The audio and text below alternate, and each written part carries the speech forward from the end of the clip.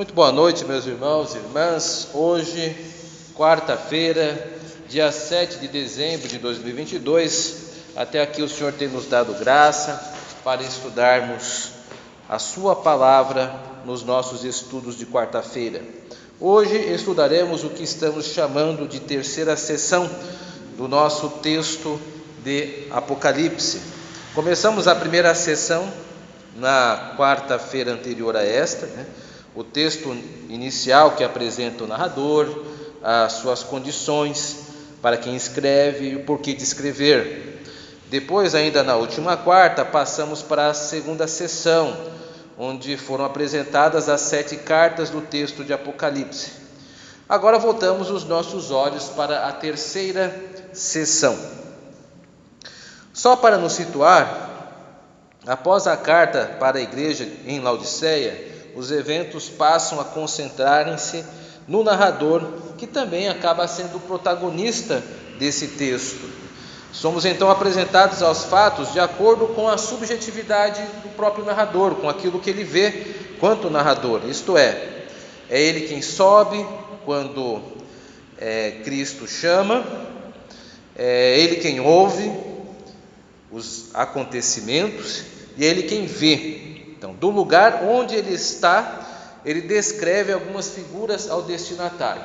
Portanto, tudo aquilo que nós temos no texto chamado Apocalipse são por meio da personagem principal, que é o narrador que está presenciando tudo isso.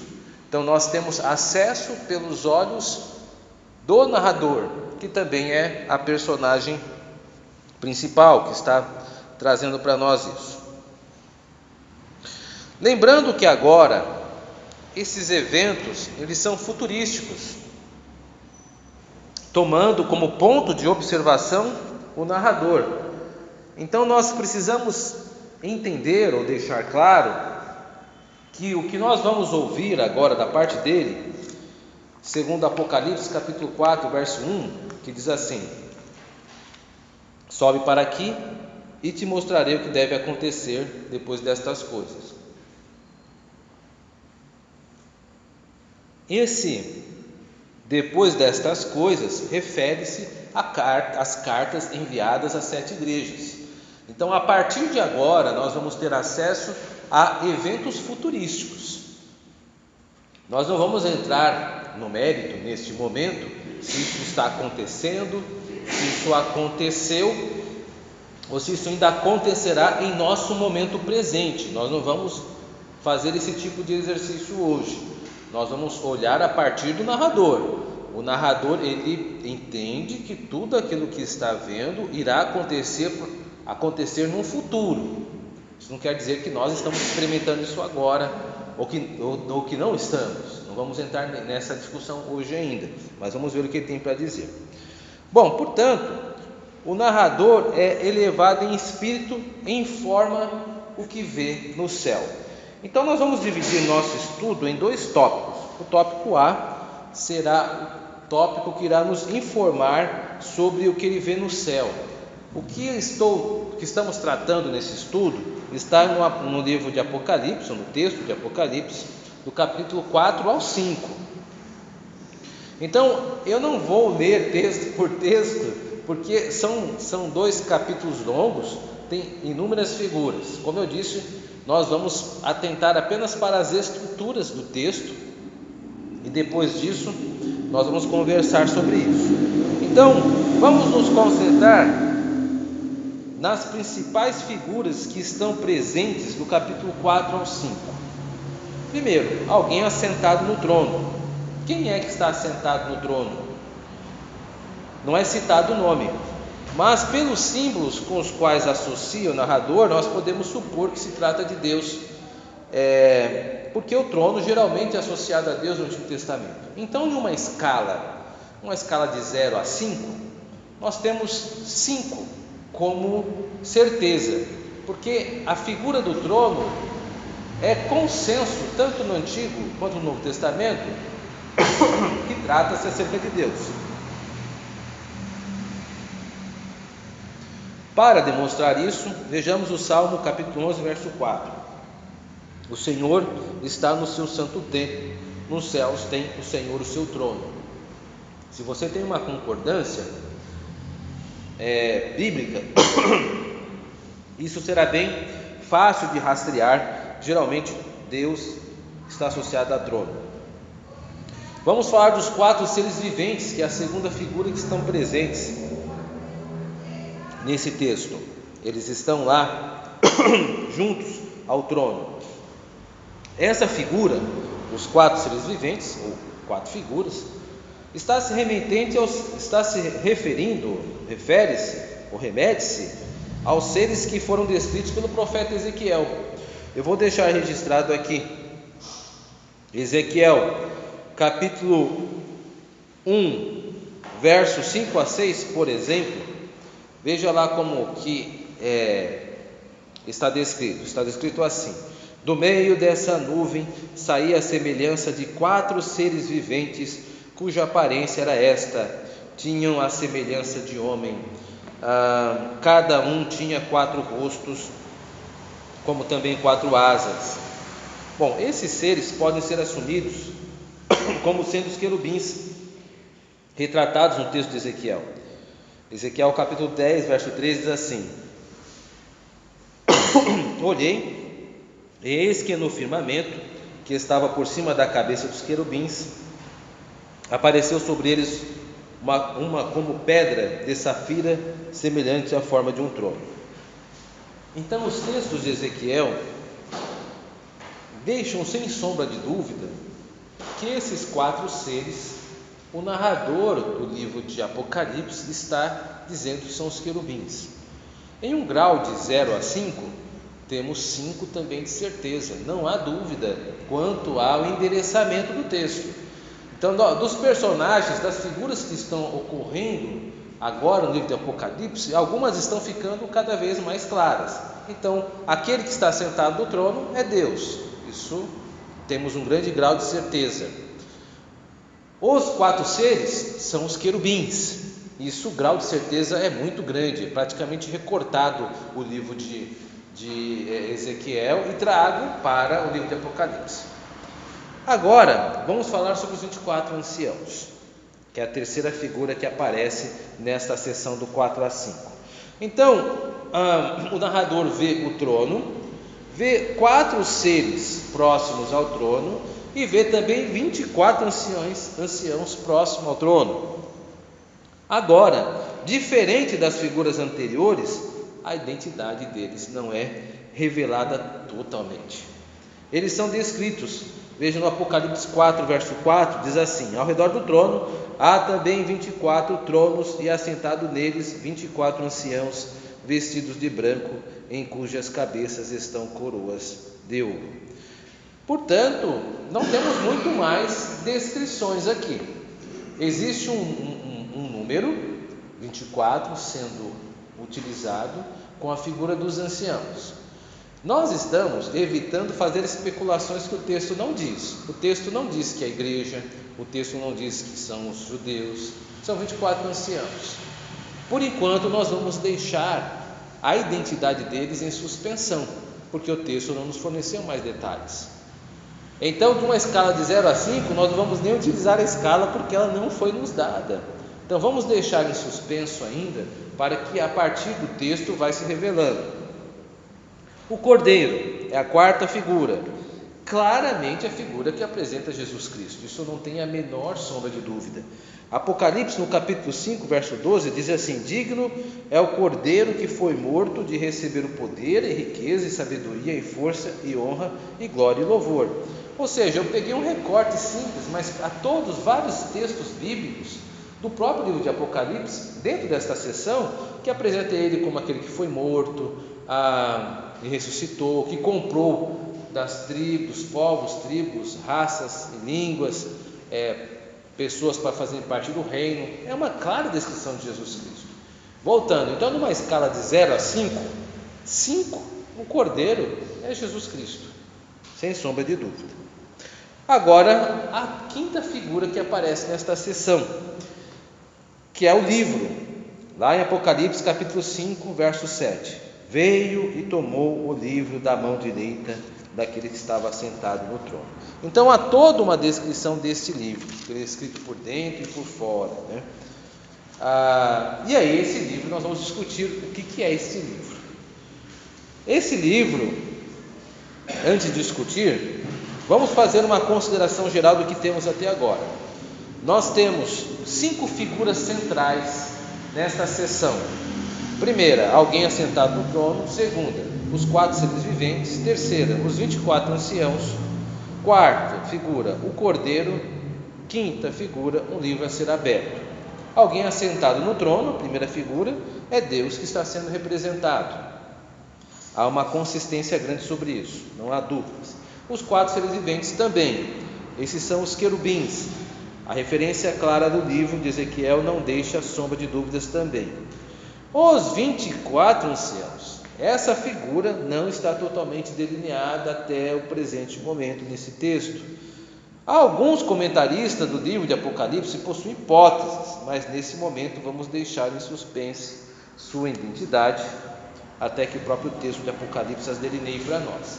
Só para os irmãos terem uma ideia, alguns comentaristas sugerem que sejam a igreja, baseado na soma dos números de apóstolos, 12 apóstolos, e baseado na soma das 12 tribos. É uma hipótese. É plausível? Vamos ter que descobrir isso no texto. O que o texto está dizendo? Nada sobre isso. O texto não está afirmando que é a igreja e nem que é os apóstolos. Então, nosso exercício nesse estudo sobre Apocalipse é ficarmos com os fatos.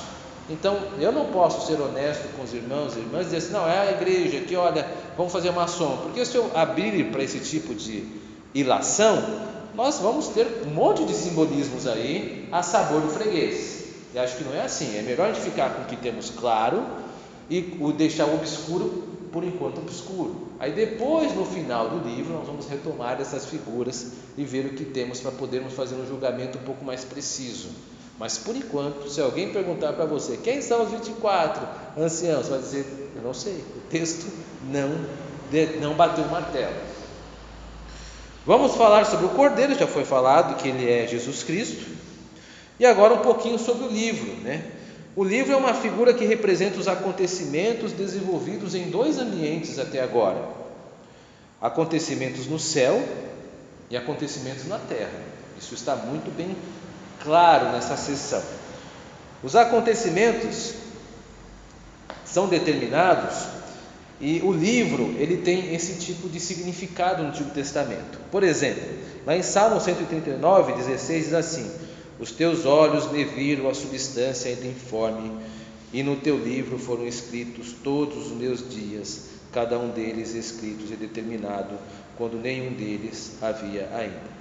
Veja, aqui é só para demonstrar que o livro no Antigo Testamento sempre teve essa ideia de algo escrito, um registro celestial sobre os acontecimentos.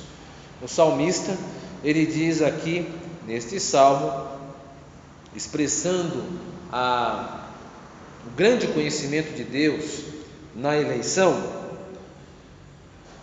de que mesmo antes de nascer, Deus já havia determinado que ele faria, que nasceria.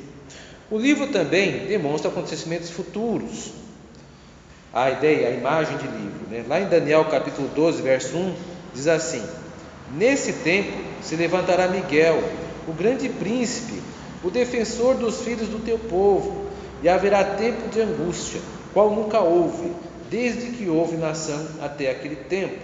Mas naquele tempo será salvo o teu povo, todo aquele que for achado inscrito no livro. Ou seja, o registro do livro mostra os salvos. Então, a ideia de livro traz esta imagem de algo determinado por Deus, algo que apenas o Senhor tem acesso. Um outro texto que não foi citado, mas que é bem lembrado nesta ocasião, é quando Moisés intercede pelo povo de Israel que havia pecado, lá idolatrado o bezerro de ouro, em Êxodo 32, e Moisés intercedendo diz assim: se o Senhor não os perdoar, risca o meu nome do livro da vida. Então a ideia do livro traz essa ideia de que Deus tem determinado números de acontecimentos, ou eventos, ou pessoas, segundo o seu propósito. Então, dessas 5 figuras, por enquanto, apenas uma figura está um tanto obscura, que são os 24 anciãos. Se nós pensarmos de uma forma aritmética, não é tanto assim. Então nós temos de 5 figuras, apenas uma figura, que nós ainda não temos como bater o martelo. Vamos agora avançar para o tópico B do nosso estudo.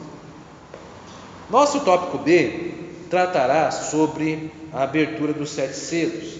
Esse texto, se você for ler em casa, eu peço que leia, trata-se dos capítulos 6 ao 7. Bom, esses selos são uma figura da época. Geralmente, toma-se nesse texto o assim chamado livro, na verdade, como uma espécie de rolo. Esse não poderia ter sido lido se não se rompesse os seus selos. O que passa a acontecer é que, na medida em que os selos são rompidos pelo Cordeiro, cada um desses selos libera certos acontecimentos. Tais acontecimentos se dão antes da abertura do rolo, portanto. O que eu quero dizer aqui com esta redação?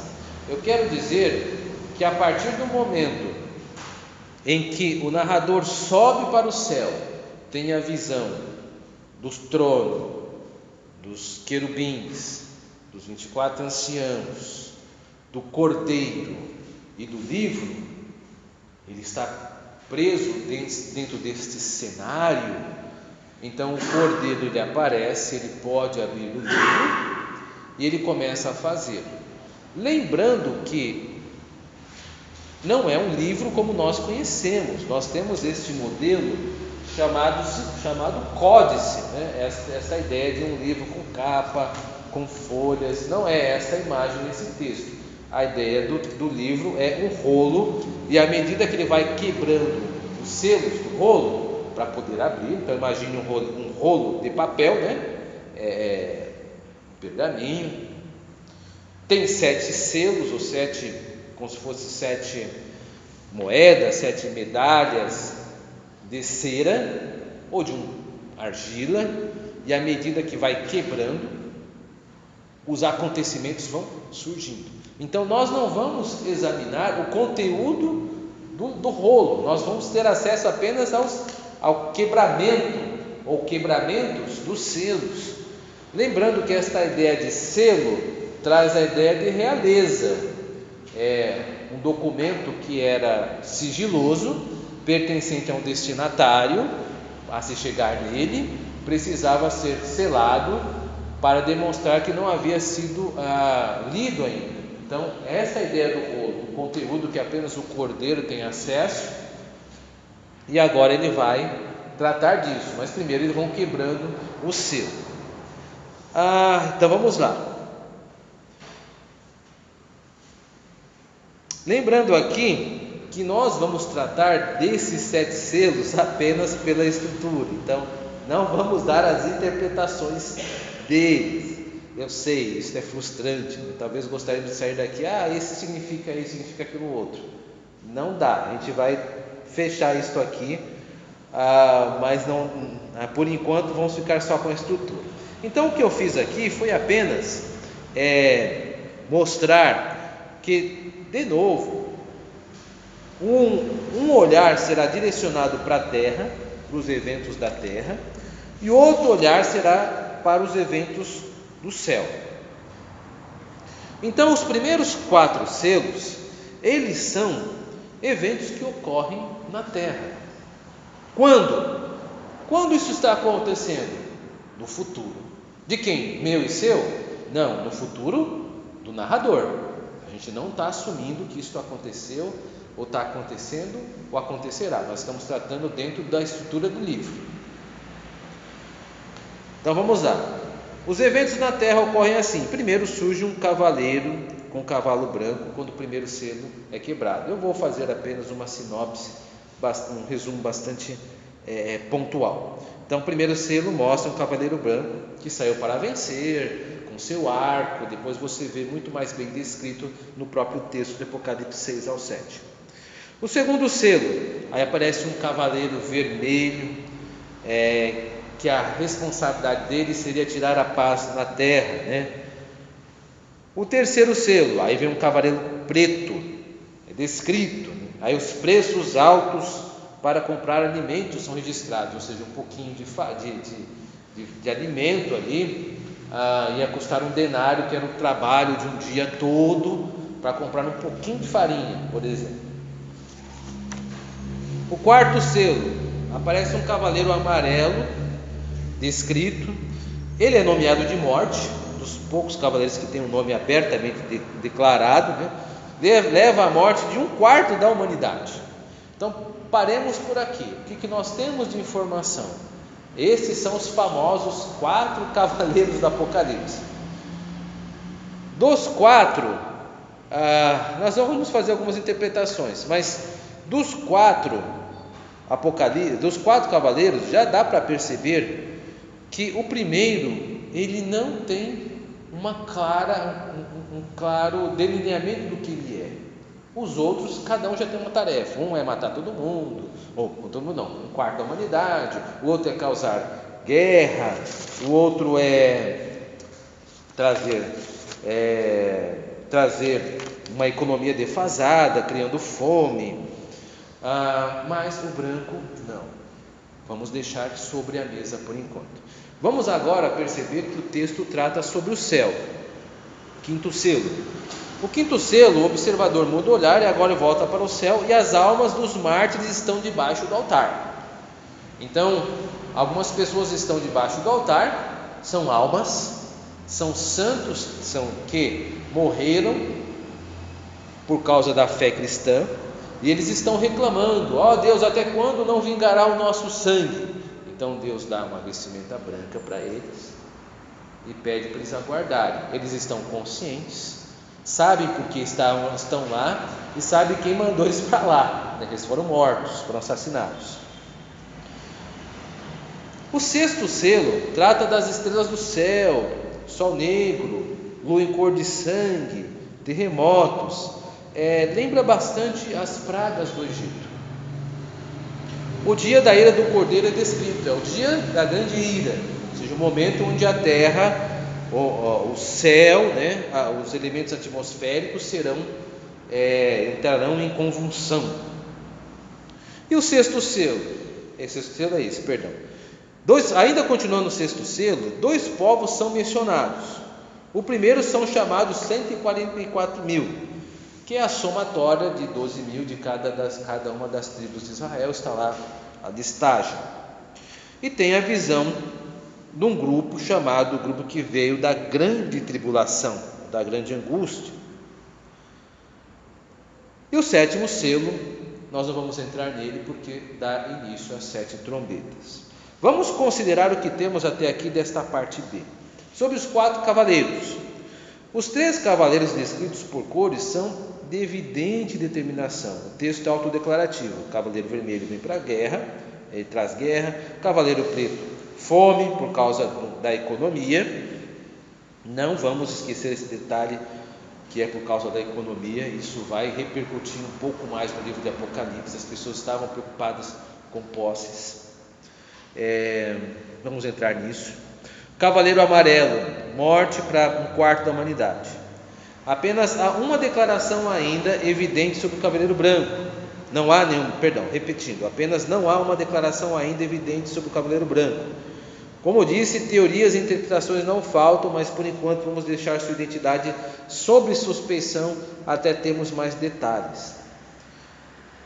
É a mesma ação que estamos tomando com os 24 anciãos. Então vamos parar um pouquinho aqui, vamos pensar. O que estamos fazendo?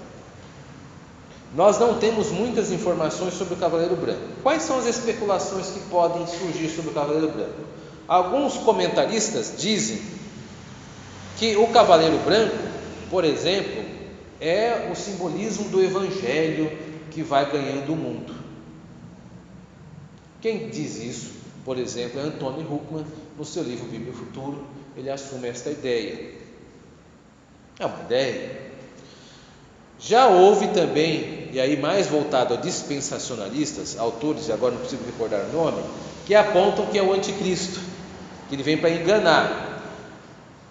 Esta informação se harmoniza com os outros cavaleiros, porque é um pouco estranho se pensarmos nos 4 cavaleiros como um tipo de grupo, que um seja bom, traga bons presságios, e os demais, os 3, só coisas negativas.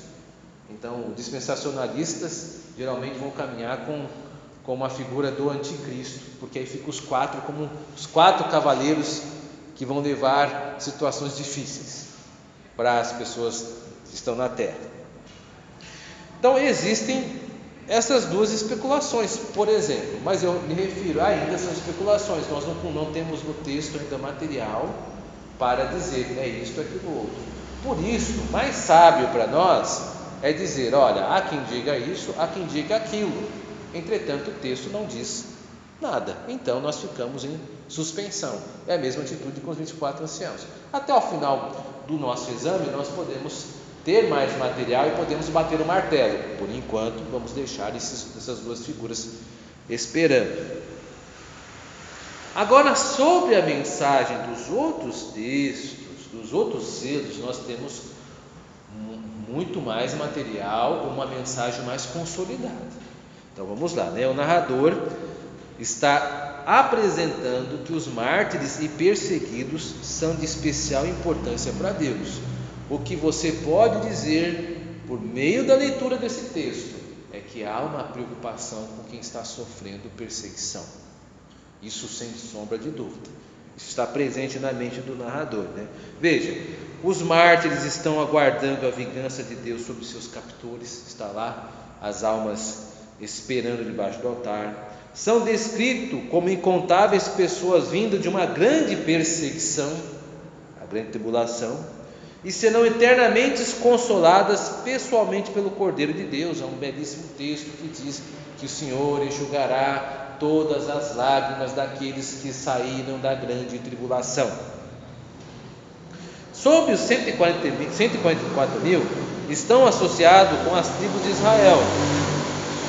Obviamente, o número não pode ser tomado como algo literal. Isso é um erro crasso, porque se você tomar um dos números como literais, você vai ter que tomar todos os números como literais, e não é exatamente isso. Nós vamos chegar no final do livro, e após olhar o livro todo, nós vamos bater o martelo sobre as principais ideias consolidadas sobre os números. Por enquanto, nós só sabemos que não é um 144 mil literal.